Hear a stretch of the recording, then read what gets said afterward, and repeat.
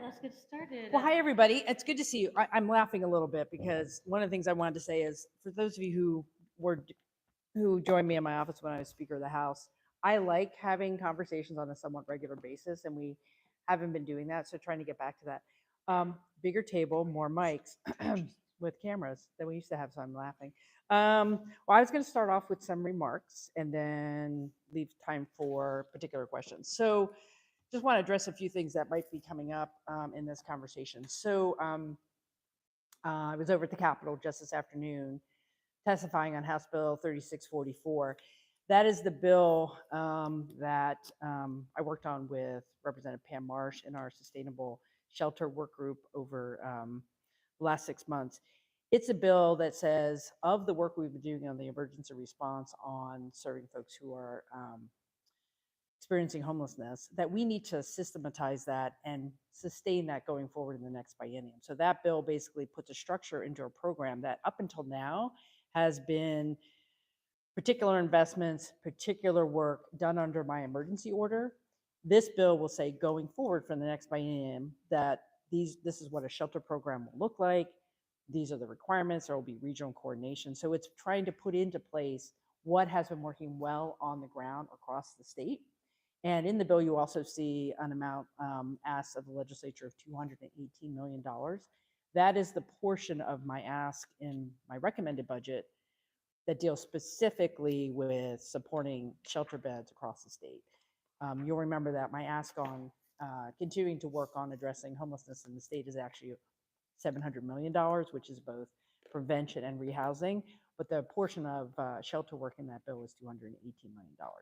That's not to grow it, that's to sustain the foundation that we have built across the state under my emergency orders to have some level of existing shelter continue into the next biennium. So that was a good conversation this morning.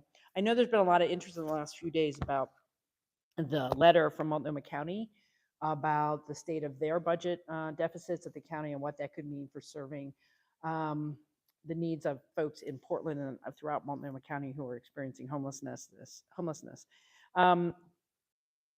Just for reference, in the current biennium, Multnomah County is currently receiving $55 million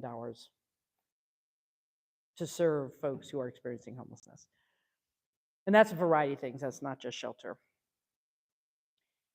I will be honest, I was dismayed by the approach that Multnomah County took.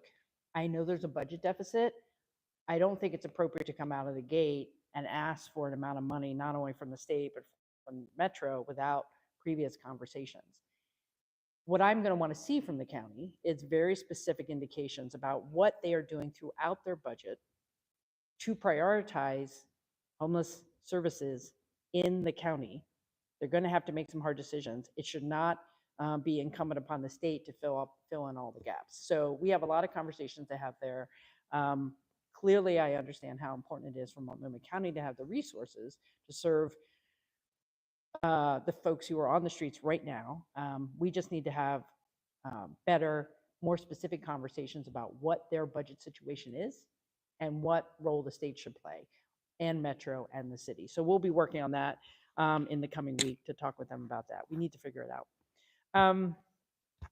I was in Washington, D.C. last week for the National Governors Association meeting.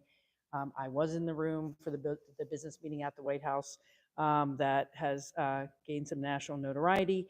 I will say that the National Governors Association is a bipartisan group of governors who come together to work on shared interests. The business meeting at the White House is a standing tradition. This will be the third time I've attended that meeting as governor. And it started off very well. I think there was good collaboration with cabinet secretaries who were in the White House having meetings with small groups of governors to talk about a variety of things. I think there was a commitment from those cabinet secretaries to try to hear what concerns governors have, Republican and Democrat, and try to assure them that they would work on issues. We were having very constructive conversations, and then we walked into the meeting and listened to President Trump for more than an hour. I thought him calling out Governor Mills from Maine was, I was extremely disappointed. I think it broke the tenor of the day. I think there was a lot of constructive conversation. And I support where Governor Mills is in standing up for the rule of law in her state and protecting the folks of her state. And it really was very disappointed about the whole turn of events there.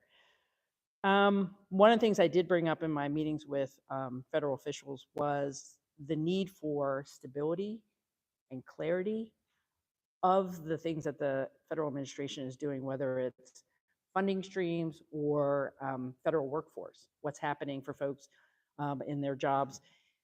We have a lot of federal land in the state of Oregon. We have a lot of folks who serve primarily rural communities who work for the federal government. One of the things I raised particularly with the Trump administration, with Secretary of Energy, was my concern about staffing at the Bonneville Power Administration, because we need to make sure we have trained, experienced people to maintain the grid that BPA runs. It's important for the entire Pacific Northwest. I made that request to him directly to check into that.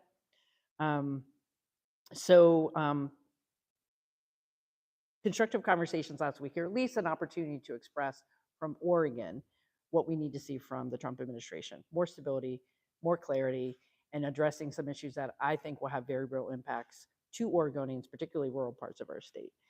Moving on to legislative issues. If you haven't seen it, there was a press release today from the Department of Forestry with further clarification on the pause on the appeals on the wildfire maps. I want to make sure we don't disadvantage anyone who's in the appeals process under the current wildfire maps. So we're pausing the referral on the appeals process until the legislature can take up the conversation. The legislators are expressing interest that we might have to change the law. They might have to change the law as it relates to the wildfire map, so we need to have some time there. So ODF put out a little notice there because there was some confusion of what that meant. And I believe next week we'll be hearing from the Wildfire Funding Group and Committee about their report on different ways for the state to consider having ongoing sustainable funding to not only do wildfire suppression in the state, but also to help our communities be more resilient by providing resources for hardening and other things that communities need around the state. So we'll be watching that. And then lastly, on transportation package, there's been a lot of good conversation about accountability with the Oregon Department of Transportation. That's not a surprise to me. I've been working on that since I came into this office. I have added 3 new commissioners to the Oregon Transportation Commission. I have asked specifically for updated methodologies and reports on major projects so we can get better clarity and alignment on what these projects are actually going to cost to complete, particularly in the metro area. And I've worked with the director to request an external review of how they estimate projects so we can improve on time and on budget delivery of major projects. There is certainly work to do. I look forward to sitting down with Senator Bruce Starr and talking about some of his ideas. I totally embrace accountability when it in any area of state government, and certainly in the area of transportation where it's a lot of money for very important projects. We have to make sure the agency is doing everything they can to be transparent and clear about the work they're doing. That does not take away from the fact that we need to fund the Oregon Department of Transportation to do their job, so we can have maintenance and safe roads and finish projects that Oregonians are depending on. So lots of good conversation there, and look forward to seeing where that conversation goes with the legislature in the next couple weeks. So with that, happy to take some questions. Start. Yeah, there was a American education research report that's going to be presented to lawmakers next week. I'm sure you've seen some of the media reports on it as well. Curious to hear your thoughts on that and the amount of money that it's estimating it's going to cost to fully reach Oregon's goals for education. Yep, I've only seen the high level news on that study. I think my immediate response is that report, I don't believe, connects resources, money to outcomes.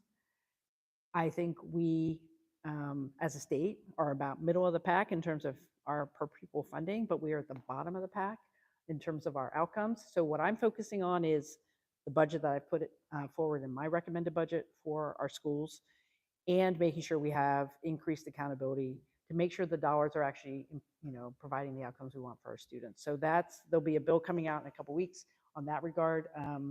And I think the national study, frankly, isn't very helpful right now.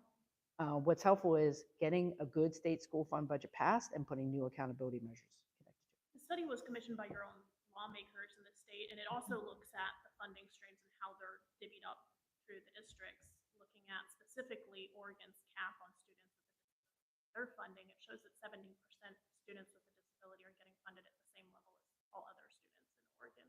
What did you think about that, and are any changes recommended based on that? Well, I think on the disability cap, it is something I looked at as whether or not I could make any changes in my recommended budget. And when it came down to it, I had to have a balanced budget, so I wasn't able to move the cap in my budget.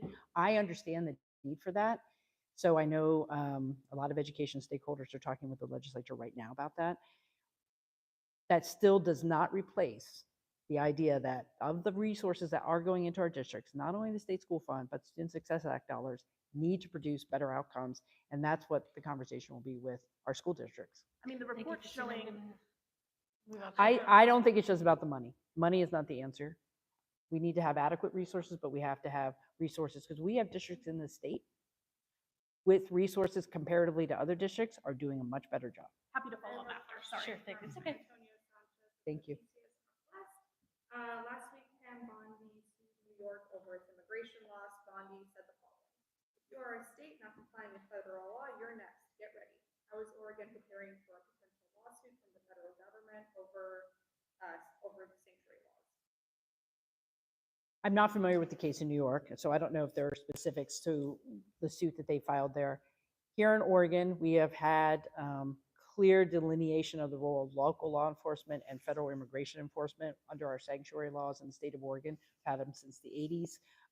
We have very clear communication with our federal partners about what they can do and what we can do. I have not seen anything specific, and we will just, if we do receive something specific from the Trump administration, we'll analyze it, and I'll have a conversation with the Attorney General about it.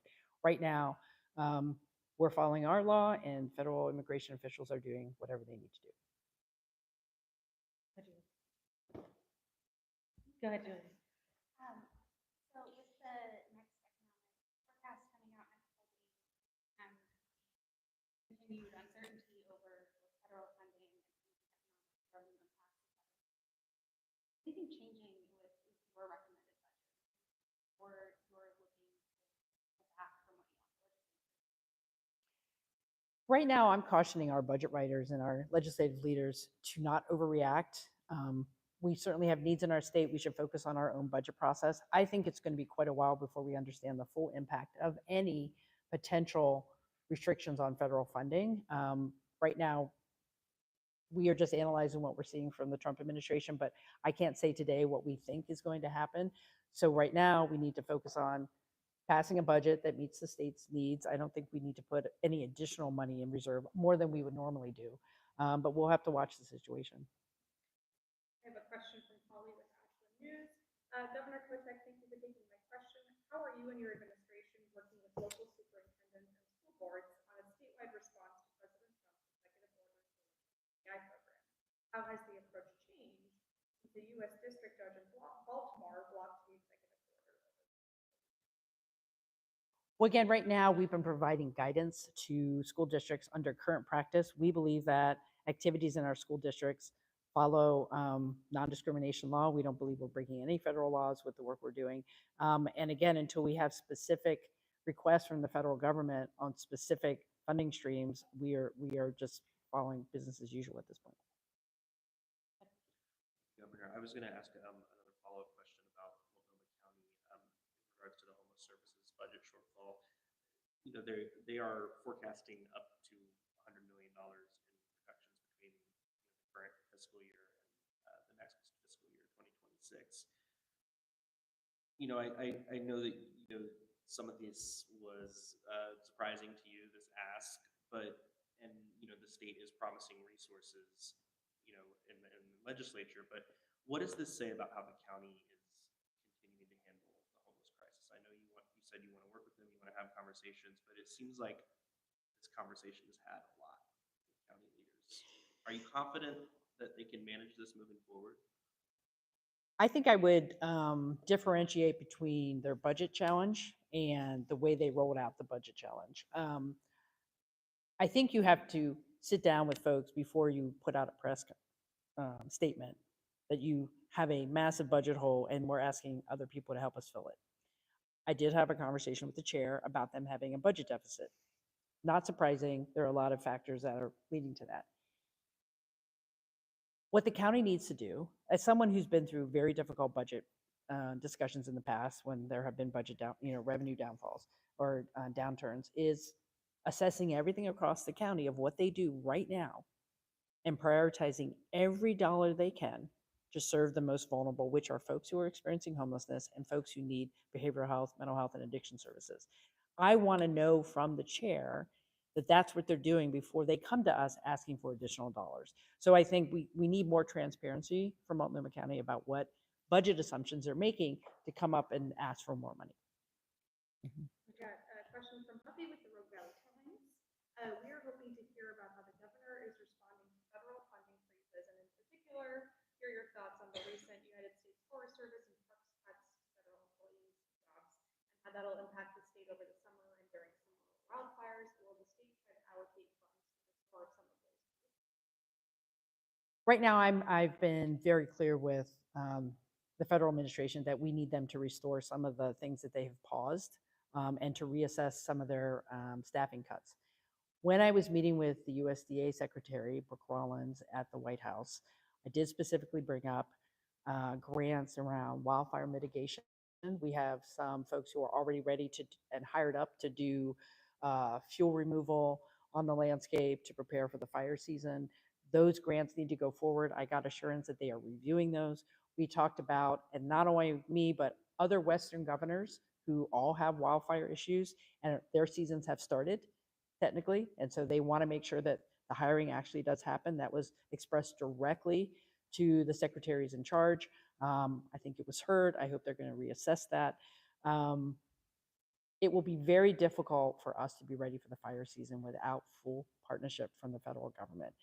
My understanding from those meetings is that they are reassessing, and I hope they do that quickly. It will have an impact on our rural communities.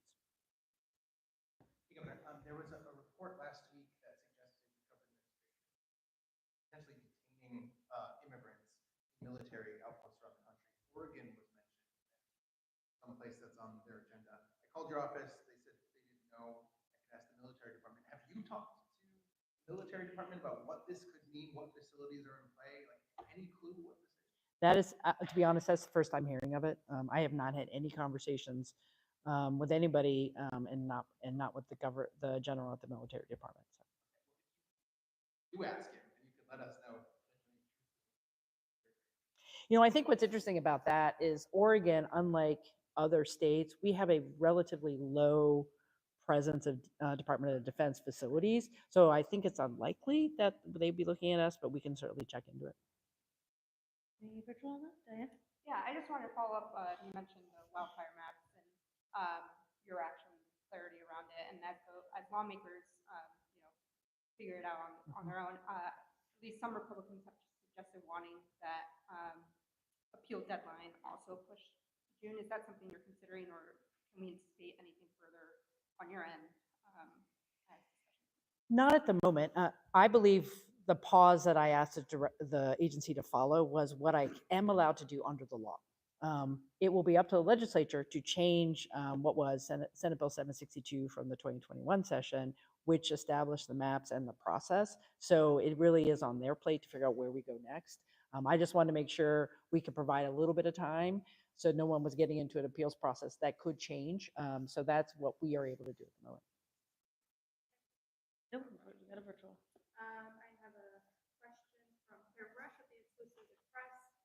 Is Oregon seeing an increase in unemployment claims in federal hiring? I don't know. I haven't seen any numbers to suggest that yet. But I will say, like other governors, if we have folks who are leaving federal employment and you have talent you would like to bring to the state of Oregon, we would love to hear from you. Decided to put the Oregon Youth Authority involved with your office in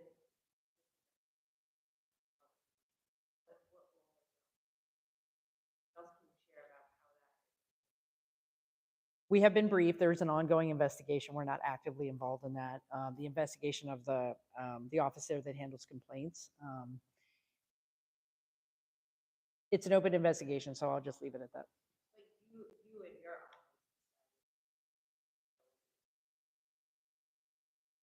Yes, I want to make sure that the investigation can move forward unimpeded. And at this point, it made the most sense to have an interim director while the investigation proceeds. Any patrols on that? Yes, I got one, sorry. A lot of texts coming in. Everybody on this, Jake with the Lund report. Has the governor heard anything about the Trump administration approving the hospital provider tax for Medicaid funding? I have not. What we're focused on now is making sure the provider assessment legislation, which is moving through the House, can get done in a timely fashion. Some of my budget assumptions are based on early passage of the bill, so we can have further conversations with CMS at the Department of Health and Human Services. So at this point, we haven't started that conversation because we don't have the bill passed. I want to make sure everybody gets a chance.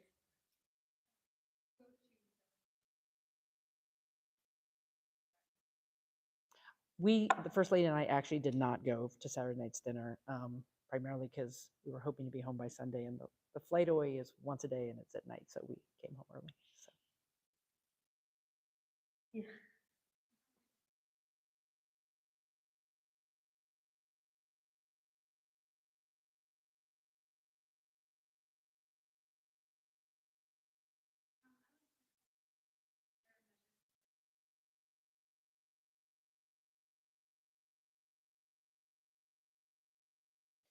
I can get you more information on the external review team. I think it's been underway for a couple months, but I don't know the status there, so we can get you more information.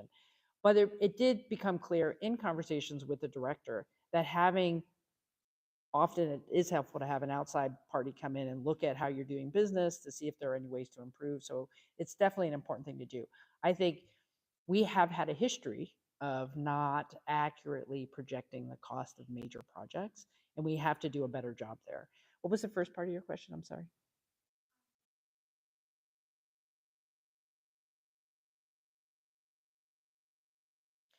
Well, I think there was good coverage. I did read the piece in this. That's yours. Thank you. In the Statesman Journal. I think it was about following through with the reporting and the transparency on some of the online reporting that should have been done. I'm not going to make excuses for the agency. Obviously, that predates my role as governor. But I've been very clear with Director Strickler that everyone is looking at the agency to be able to have confidence that when a new transportation package is passed, that the resources will see completed projects on time and on budget. And he's completely on board with that. We have to learn from what didn't go well the last time, which is a little bit of that external review conversation as well. So my commitment to legislators is we're doing everything to make sure the agency will be better. We look forward to new things that they would like to layer on there to help us achieve that. Please give us the resources to do that. Sometimes these things are done without additional resources for evaluation and tracking. We need to have those things, and we need to get a transportation package done for the safety of our system. Virtual? Yes. Lauren Prado from NBC5 or TOBI. What have been your frustrations with the ONA Providence negotiations? With the deal potentially being set in stone, what are your thoughts? Well, I'm losing track of time here. I did have a conversation with the Oregon Nurses Association and Providence after the first tentative agreement was voted down substantially by ONA members. It was very clear with them, we need to resolve this, ask them to get back to the table. Now that there is another tentative agreement, I'm feeling optimistic. My message to them has been, it is important for the state for this to be resolved, to support a healthcare system that's critical for many Oregonians. And they got back to work. We have a tentative agreement. I hope members, we will know today, I believe, if that has been supported by rank and file members of the union. I'm optimistic. I think they got serious on the second time around. I wanted to touch back on that education report. Mm-hmm. You pointed out that, we have some of the highest spending with some of the lowest scores. This is true, but some of the increase in spending came, as you know, right before the pandemic. The report specifically says because of those low scores and to get where we want to be with the scores, we'll need to increase spending.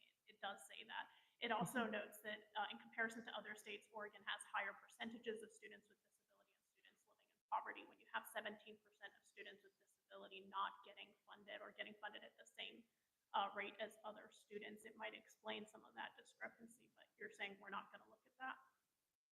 Well, at this point, what we are looking at is my recommended budget is a substantial increase in the state school fund. We are asking for more accountability on the student success dollars, which added $1 billion more per year on top of the state school fund numbers. There's not a system in our state that has all the money it needs. I made a commitment to school districts to get the best possible budget for them in my budget, which I did.